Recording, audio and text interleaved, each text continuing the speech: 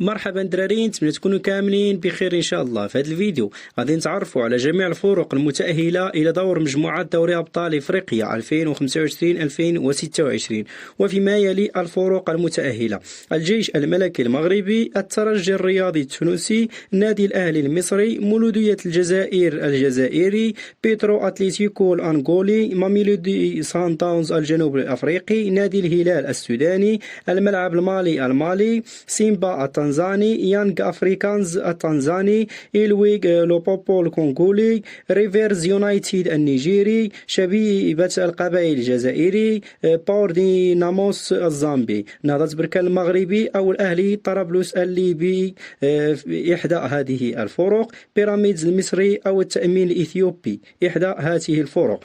أما بخصوص القرعة فستجرى يوم 3 نوفمبر 2025. فهذه هي الفرق المتأهلة إلى دور مجموعات دوري أبطال إفريقيا 2025-2026.